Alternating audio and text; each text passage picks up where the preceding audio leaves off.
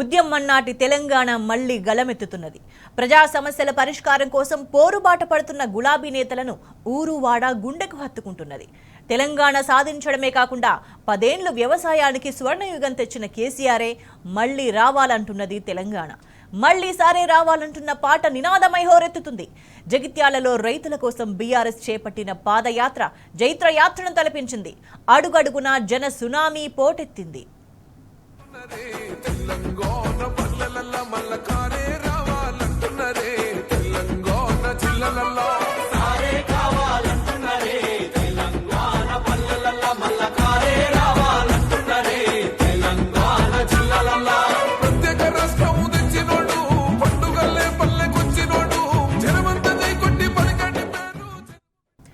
రైతు వ్యతిరేక ప్రభుత్వంపై కన్నెర్ర చేశాడు రైతన్న.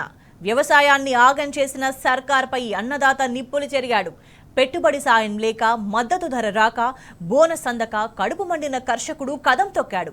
బీఆర్ఎస్ ఆధ్వర్యంలో కోరుట్ల నియోజకవర్గంలో జరిగిన రైతు పాదయాత్ర ప్రభుత్వానికి గట్టి సందేశం పంపింది. రైతు పాదయాత్ర సందర్భంగా జగిత్యాల జిల్లా దద్దరిల్లింది. కోరుట్ల జనసంద్రంగా మారిపోయింది. ఎమ్మెల్యే డాక్టర్ సంజయ్కి మద్దతుగా మాజీ మంత్రి ఎమ్మెల్యే హరీష్ రావు పాదయాత్రలో పాల్గొన్నారు. అటు పాదయాత్రకు రైతులు భారీ సంఖ్యలో తరలివచ్చారు. పాదయాత్ర జరుగుతున్న దారి పొడవునా జన సునామీ కనిపించింది. మా కొద్దీ దుష్ట కాంగ్రెస్ పాలన అంటూ రైతాంగం గర్జించింది. రైతును పట్టించుకోని ప్రభుత్వం మాకెందుకని అన్నదాత గొంతెత్తి ప్రశ్నించాడు. మళ్లీ సారే రావాలి, సారే కావాలి అంటూ కోరుట్ల గడ్డ నుంచి అన్నదాతలు ముక్త కంఠంతో నినదించారు.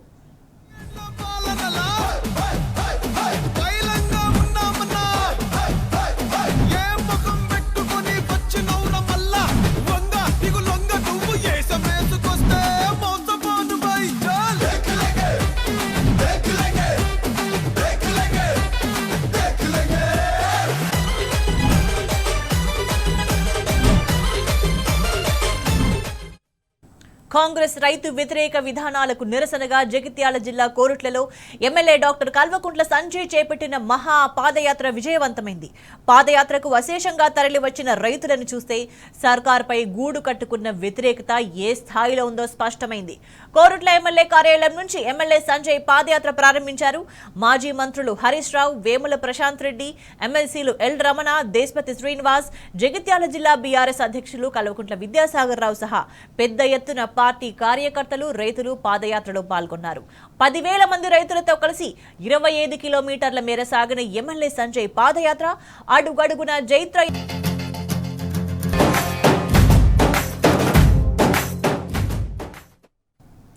సీఎం రేవంత్ రెడ్డి దేవుళ్ల మీద ఒట్లు పెట్టి అన్నదాతలను మోసం చేశారని మాజీ మంత్రి హరీష్ రావు మండిపడ్డారు.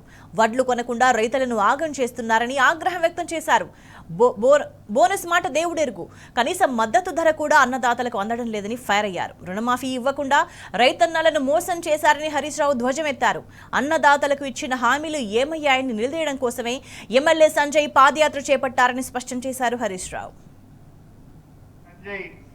ఒక మంచి ఎమ్మెల్యేగా మీకు తెలుసు, కానీ నాకు యశోద ఆసుపత్రిలో ఆయన డాక్టర్గా ఉన్నప్పుడు మంచి డాక్టర్గా తెలుసు. ఎవరికి ఏ ఆపద వచ్చినా నేను ఫోన్ కొడుతుంటే, నేను ఫోన్ చేయగానే బిల్లు మాఫ్, ఆయన బిల్లు మాఫ్. అయితే బిల్లు సంగతి పక్కకు పెట్టుండ్రు. ఆయన దేనికి స్పెషలిస్టు? Spine doctor. స్పైన్ అంటే వెన్నుముక. మన వెన్నుముకకి ఏదన్నా సమస్య వస్తే చికిత్స చేసే డాక్టర్. దేశానికి వెన్నుముక ఎవరు? ఇవాళ దేశానికి వెన్నుముక అయిన ఆ రైతన్నకు కష్టం వస్తే ఈ స్పైన్ డాక్టర్ ఇవాళ 25 కిలోమీటర్ల పాదయాత్ర చేసింది. వెన్నుముకకు చికిత్స చేసి ఆ రోజు డాక్టర్గా పేరు తెచ్చుకున్నాడు. ఇవాళ రైతులకు కష్టం వస్తే ఆ రైతులకు అండగా నిలబడడానికి పాదయాత్ర చేసిండు. ఆనాడు డాక్టర్గా మంచి పేరు తెచ్చుకున్నాడు. ఇవాళ ఎమ్మెల్యేగా అంతకంటే మంచి పేరు తెచ్చుకున్న సంజయ్ని నేను మనస్ఫూర్తిగా అభినందిస్తా ఉన్నా. రాజకీయ నాయకులంటే ఎన్నికలు వస్తే, ఓట్లు వస్తే పాదయాత్రలు చేస్తారు. ఇప్పుడేమన్నా ఓట్లు ఉన్నాయా? ఇప్పుడేమన్నా ఎన్నికలు ఉన్నాయా? ఇంకా 4 ఏళ్ల దాకా ఏ ఎలక్షన్ లేదు. కానీ సంజయ్ నిజంగా రైతుల కష్టాలు చూసిండు. సన్న వడ్లు లావట్టలేరు, దొడ్డు వడ్లు కొనే దిక్కు లేదు, రైతులందరూ 1800కి 1900కే వడ్లు అమ్ముకుంటున్నారు. దాదాపు 30% వడ్లు ఇవాళ ఇప్పటికే రైతులు దళారులకు అమ్ముకున్నారు. ధాన్యం మా వాళ్ళు 50% పోయిందంటున్నారు. అంటే ధాన్యం దళారుల పాలైపోయింది.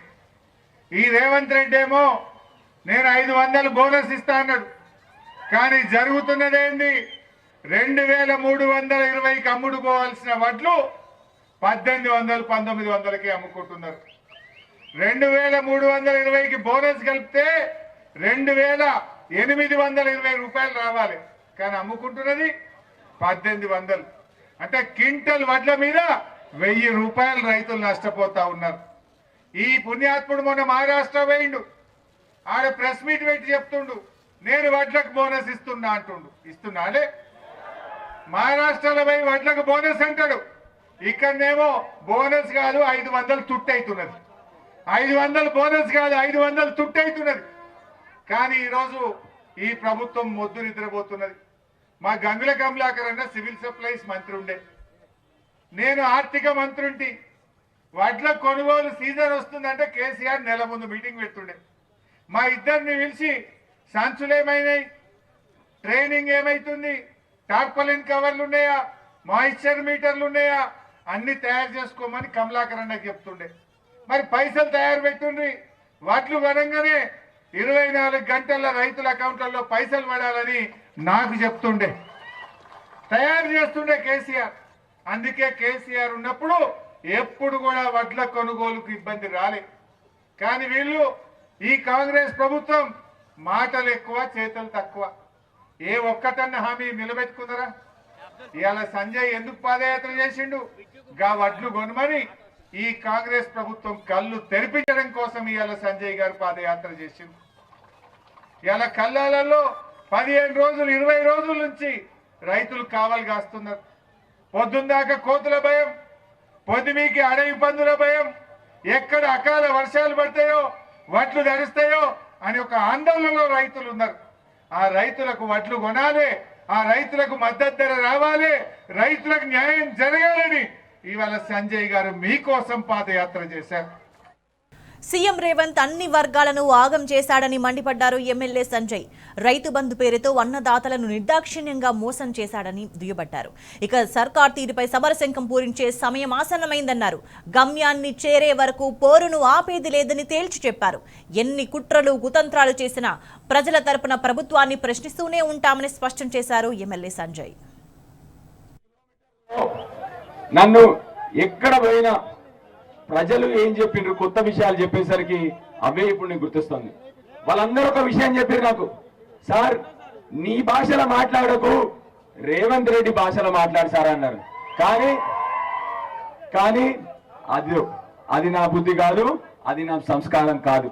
ఆయన సంస్కారహీనుడైతే నేను మాత్రం సంస్కారవంతుడే అవుతాను. ఆయన భాష మాట్లాడని, కానీ నేను రైతుల భాష మాట్లాడతా. రైతులందరూ ఆడి నుంచి ఇడి వరకు ఒకటే ప్రశ్న అడిగినారు, సార్ కరోనా వచ్చింది, 2 సంవత్సరాలు కరోనా కష్టకాలం వచ్చింది, ఆ రోజు కూడా కేసీఆర్ బంద్ చేయకుండా మాకు రైతు బంధు ఇచ్చిండు, ఈ మొగోడు ఎందుకు ఇస్తలేడు సార్ అని అడిగారు వాళ్ళందరూ కూడా. మహిళలు కలిసిండ్రు, ముసలమ్మ ఏడిచింది, హరీష్ రావుని పట్టుకొని ఒక ముసలమ్మ ఏడిచింది. నాకు అప్పుడు అనిపించింది ఈ రేవంత్ రెడ్డికి గుండె లేదు మనసు లేదని చెప్పేసి, అందుకొరకే ఇంత మూర్ఖుడు అని చెప్పేసి అర్థమైపోయింది. మూర్ఖులకే మనసు ఉండదు.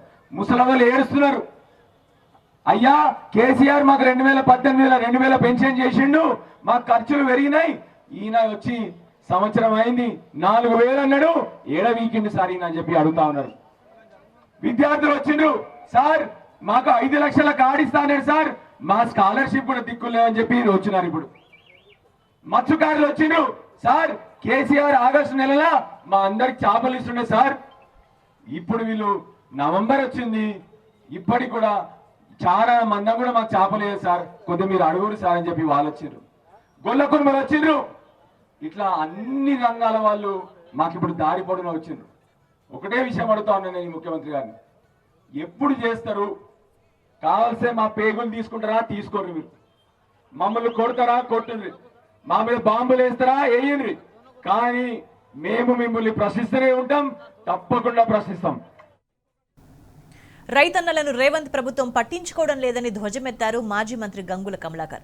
వచ్చిన ఏడాదిలోపే హస్తం సర్కార్ తీరు బట్టబయలైందని తేల్చి చెప్పారు. అన్నదాతలను ఆదుకునే చిత్తశుద్ధి ఈ ప్రభుత్వానికి లేదన్నారు. కొనుగోలు కేంద్రాల్లో వడ్లను కొనకుండా రేవంత్ సర్కార్ మొద్దు నిద్రపోతుందని గంగుల కమలాకర్ నిప్పులు చెరిగారు. 20 సంవత్సరాలే ఎమ్మెల్యేగా ఉన్నా, 4 టర్న్లు గెలిచిన, రాజశేఖర రెడ్డి ముఖ్యమంత్రిగా నుంచి గెలుచుకుంటూ వచ్చినాం. కేసీఆర్ గారు కేసీఆర్ గారు మంత్రిగా పనిచేస్తాం. 20 సంవత్సరాలు కూడా అసెంబ్లీకి పోతే ఒక భయముతోటి భక్తితోటి పోతాం. ప్రజలకు ఏం సమాధానం చెప్పాలని చెప్పి భయంతో పోతాం. రాజశేఖరుడు ముఖ్యమంత్రి ఉన్నా కూడా ప్రతిపక్షాలకు విలువిచ్చేవారు. కేసీఆర్ గారు ముఖ్యమంత్రి ఉన్నప్పుడు మేమందరం ఒక ప్రిపేర్ అయిపోదు. మా సివిల్ సప్లై శాఖ ఇక్కడ రైతు రోడ్డు మీదకి వస్తాడా, గన్నిబాగ్ తక్కువ ఉందా, ఏం కొనుగోలు జరుగుతుందా లేదని చెప్పి మేము భయముతో పనిచేసినాం. కొనుగోలు వస్తుందంటే నేను హరీష్ అన్న కూర్చొని 4 నెలల ముందు ఎన్ని సంచులు కావాలి, ఎన్ని పైసలు కావాలి, గీ పని చేసుకుంటా అసెంబ్లీ నడిపించేటోళ్ళు. కానీ ఈరోజు అసెంబ్లీలో ఏం జరుగుతుంది? ఎక్కువ తక్కువ మాట్లాడితే పండబెట్టి తొక్కుతా అంటాడు. బాగా గట్టిగా మాట్లాడితే మెడలకు పేగులు తెచ్చుకుంటా అంటాడు. ఇక ముఖ్యమంత్రి అట్లా మాట్లాడుతుండు, మేము భయపడ్డాం. ఇటు నుంచి ఇంకో మంత్రి బాంబులు ఎత్తా అంటాడు. గిరి చర్చ జరుగుతుంది. మనకి ఏదా బాంబులు ఎత్తామలేదు రోజు మనం బాంబులు వేసినాక బతారే వీళ్ళు. కాబట్టి ఈ చర్చ ఇప్పుడు జరుగుతుంది. ఈరోజు సోదరులారా బాధపడుతున్నాం. రైతు కొనుగోలు కేంద్రాలకు పోతే నేను అడిగిన, సోదరుడా 5 సంవత్సరాలు మంత్రిగా ఉన్నా కదా, కేసీఆర్ పరిపాలన ఏమైందంటే సార్ 95 లక్షల మెట్రిక్ టన్ ధాన్యం కొన్నామన్నాం. కరోనా జరుగుతుంది, కరోనా అవుతుంటే మీరందరు ఇండ్లాలు ఉంటే మేము రోడ్ల మీద ఉన్నాం, మంత్రులందరూ రోడ్ల మీద ఉన్నాం. రేవంత్ సర్కార్ తీరును పాటల రూపంలో ఎండగట్టారు ఎమ్మెల్సీ దేశపతి శ్రీనివాస్. కాంగ్రెస్ ప్రభుత్వం అన్నదాతలపై పగబట్టినట్టుగా వ్యవహరిస్తోందని మండిపడ్డారు. హస్తం పాలన అవినీతిమయమైందని ధ్వజమెత్తారు. అనుక్షణం ప్రజల కోసం పరితపించి హరీష్ రావును చూస్తే ఎనర్జీ వస్తుందని, కానీ సీఎం రేవంత్ ను చూస్తే మాత్రం అలర్జీ వస్తుందన్నారు దేశపతి. ఒక మాట అంటాడు, గాయకుని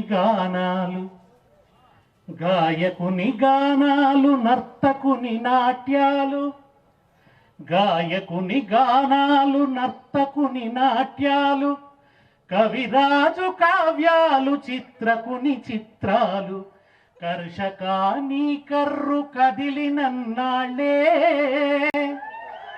కర్షకాని కర్రు కదిలినన్నాళ్ళే, చిత్రకుని దేవుళ్ళ తిరణాళ్ళు. దేవుడికైనా నైవేద్యం పెట్టాలంటే ఎవరు పండించాలి? దేవుళ్ళ జాతరలు, దివ్య నది తీర్థాలు, పూజారి మంత్రాలు, మాంత్రికుల తంత్రాలు, పూజారి మంత్రాలు, తాంత్రికుల తంత్రాలు, గురువుల గోప్యాలు, పండితుల భాష్యాలు, కర్షకాని కర్రు కదిలినన్నాళ్ళే. ఇది కాళోజీ చెప్పిండు. దీనికి ఇంకొంచెం చేర్చుకుంటే సీఎంల యోగాలు, పిఎంల భోగాలు, హైడ్రా రోగాలు, అవినీతి రోగాలు, ఆక్రమణ పర్వాలు, కమిషన్ల బ్రోకర్లు, స్విస్ బ్యాంకు లాకర్లు,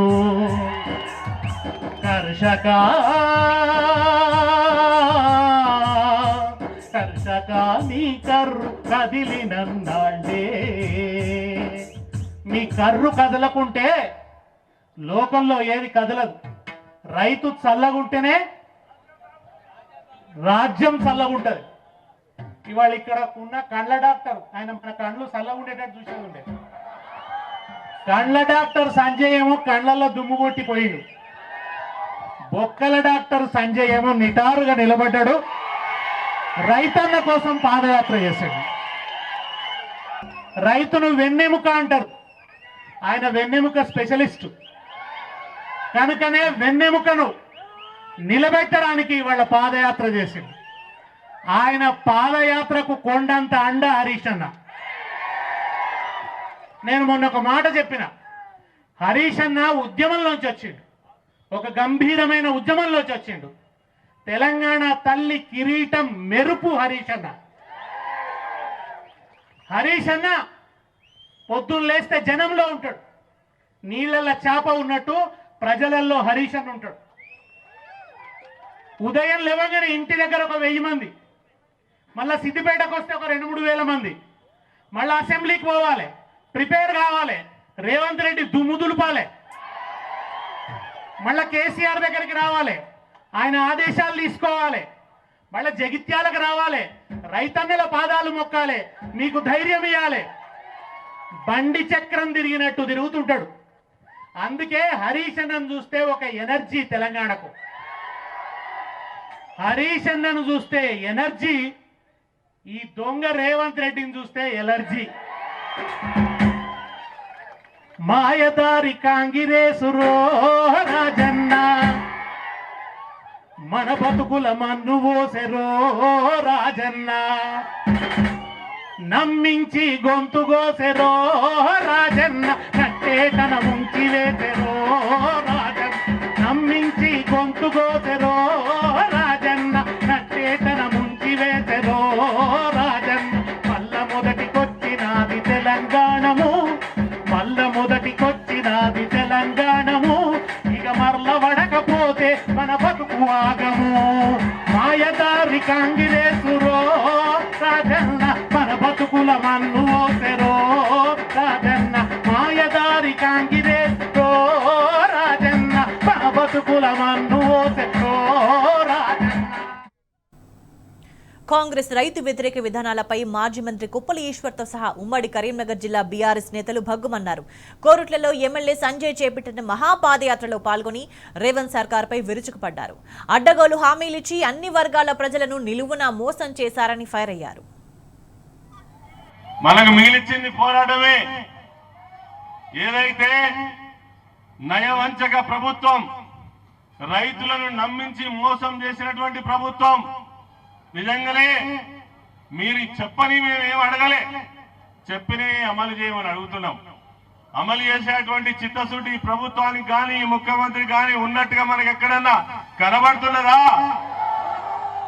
ఎక్కడ కనబడతలేదు. ఏ ఒక్కటి చేసే ఇంట్రెస్ట్ వాళ్ళకు లేదు. ఈ అన్ని విషయాలు రైతులకు తెలిసినప్పటికీ కూడా మీ అందరికీ ధైర్యాన్ని స్థైర్యాన్ని ఇచ్చి ఖచ్చితంగా ఈ ప్రభుత్వం మెడలు వంచి వాళ్ళు ఇచ్చిన హామీలను అమలు చేయడం కోసం రానున్న కాలంలో ప్రతి ఒక్కరూ పిడికిలి బిగించి అన్ని ఉద్యమాల్లో పాల్గొవాల్సిందే. దానికోసమే ఈ పాదయాత్ర నిర్వహించడం జరిగింది. ఇది అంతం కాదు, ఆరంభం. కాంగ్రెస్ పార్టీ దగాకోరు విధానాలతో కేంద్రంలో ఉండేటువంటి సోనియా గాంధీ, రాహుల్ గాంధీ, ప్రియాంక గాంధీ అందరూ కూడా తెలంగాణ మీద రాబందుల్లో పడి అనేక హామీలు ఇచ్చి అనేకమైనటువంటి మోసాలతో ముందుకెళ్తే కాంగ్రెస్ ప్రభుత్వం ఒకటే మనం డిమాండ్ చేస్తున్నాం. మీరు చెప్పినటువంటి 6 గ్యారెంటీలు అమలు చేయండి. మీరు ఇచ్చినటువంటి 13 పథకాల కార్యరూపకల్పన చేసి వెంటనే అమలు చేయండి. 420 హామీలు ఇచ్చినటువంటి కాంగ్రెస్ పార్టీ తిరిగి ప్రజల్లోకి వచ్చినట్టయితే, రైతాంగం కన్నీరు వేసినట్టయితే కాంగ్రెస్ ప్రభుత్వం కాలగర్భంలో కరవడం ఖాయమని చెప్పే విధంగా కూడా ఈ కార్యక్రమం మనం చేస్తున్నా. That's all for now. Stay tuned.